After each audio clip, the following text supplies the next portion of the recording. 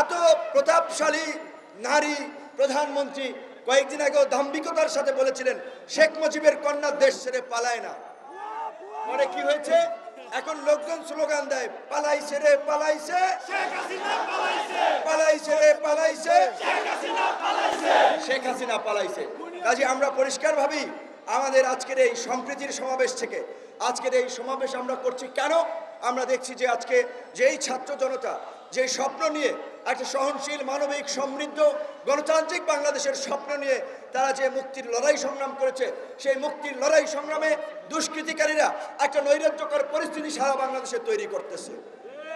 আমার এই যে অফিস আলরাজি কমপ্লেক্স দখল করতেও লোকজন এখানে চলে আসছে, তাহলে বিপিনুরের অফিস এইটা এলাকার সবাই জানে আলরাজি কমপ্লেক্সে, সেইখানে যদি দখল করতে চলে আসতে পারে পাড়া মহল্লায় গ্রামগঞ্জের কি অবস্থা একবার চিন্তা করেন। আমি বলেছি টিভি দখল হয়ে যাচ্ছে, টিভি চ্যানেল পত্রিকা অফিস দখল হয়ে যাচ্ছে, মালিকানা পরিবর্তন হয়ে যাচ্ছে, ব্যবসায়িক শিল্প গোষ্ঠীর মালিকানা পরিবর্তন হয়ে যাচ্ছে, একটা হরিলুট চলছে, এমনকি ব্যাংক লুটপাটের ঘটনাও ঘটছে। আমি সেদিন ডিবিসি পত্রিকায় দেখেছি কয়েকটি ব্যাংকের ভল্ট থেকে টাকা নিয়ে যাচ্ছে বাংলাদেশ ব্যাংকে। একটা নৈরাজ্য চলছে। কেন? আমরা এই বিপ্লব করেছি এই নৈরাজ্য দেখার জন্য। এই নৈরাজ্য দেখার জন্য আমরা এই বিপ্লব করি নাই। কিছু ব্যক্তিরা এতদিন চামচামি করেছে, এখন অফিসার হবেন, টিভি চ্যানেলের মালিক হবেন, টিভি পত্রিকা চালাবেন, পয়সাপাতি কামাবেন। একজন ব্যবসায়ীর তা এখন আপনারা মালিকানা পরিবর্তন করে নেবেন।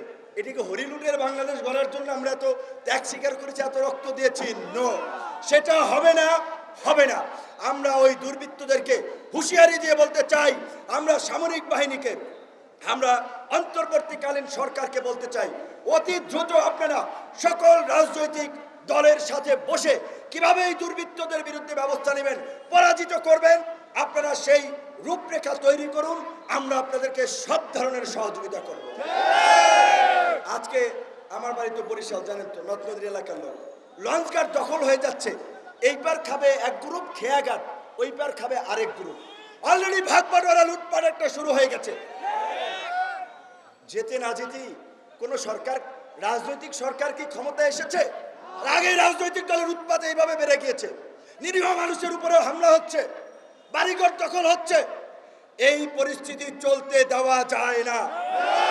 তাই আমি ছাত্র জনতাকে বলবো, এই বিপ্লবকে যারা নস্যাৎ করতে যায়, বৃহৎ বিপ্লবে পরিণত করতে চায়, তাদের বিরুদ্ধে পাড়া মহল্লায় সম্প্রীতি সমাবেশ করে এইভাবে নাগরিক সচেতন মানুষ, সাংবাদিক, প্রশাসন সকলকে নিয়ে দুর্বৃত্ত প্রতিরোধ কমিটি গঠন করতে হবে। আজকে পুলিশের চেইন অফ কমান্ড ভেঙে পড়েছে। আপনার অন্যান্য প্রতিষ্ঠানগুলোর প্রধানরা গা ঢাকা দিয়েছে। তাই অন্তর্বর্তীকালীন সরকারকে অনতি বিলম্বে প্রশাসনে একটা শৃঙ্খলা ফিরিয়ে আনতে হবে। পুলিশ প্রশাসন সহ সরকারি কর্মকর্তা কর্মচারীদের মধ্যে যারা এই ফ্যাসিস্ট শক্তির লেজুর ভিত্তি করেছে, গোলামি করেছে, দালালি করেছে, জনগণের বিরুদ্ধে অবস্থান নিয়ে গণবিরোধী কর্মকাণ্ড করেছে, অনতি বিলম্বে তাদেরকে চিহ্নিত করে চাকরিচ্যুত করে বিচারের মুখোমুখি করতে হবে। এনএসআই, ডিজিএফআই সহ সকল গোয়েন্দা সংস্থার প্রধানদেরকে বিচারের মুখোমুখি করতে হবে, কারণ তারা এই গণহত্যা এবং এই নৈরাজ্যে এই সরকারের সহযোগী ছিল। র্যাব আগেই আন্তর্জাতিকভাবে একটি ডেথ স্কোয়াড বাহিনী হিসেবে পরিচিত হয়েছে। র্যাব যখন বিএনপি আমলে গঠিত হয়েছিল তখন আওয়ামী লীগ বলেছিল র্যাব তারা ক্ষমতায় গেলে বিলুপ্ত করবে, কিন্তু আওয়ামী লীগ গত এই 15 বছরে র্যাবকে একটি খুনি গুম বাহিনীতে পরিণত করেছে, যেই কারণে মার্কিন যুক্তরাষ্ট্র র্যাবকে নিষেধাজ্ঞা দিয়েছে।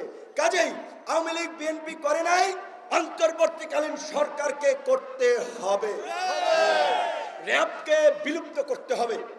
র্যাবের মতো এই রকমের যে কোনো গণবিরোধী বাহিনী, গুম বাহিনী, আয়নাঘর যেন তৈরি না হয় সেই পদক্ষেপ নিতে হবে। এবং আমি আশাবাদী স্বরাষ্ট্র আপনার মন্ত্রণালয়ের যিনি দায়িত্ব পেয়েছেন উপদেষ্টা ব্রিগেডিয়ার জেনারেল শাহদ সাহেব, তিনি সেটা করতে পারবেন, কিন্তু তিনি একা পারবেন না যদি আমরা সহযোগিতা না করি।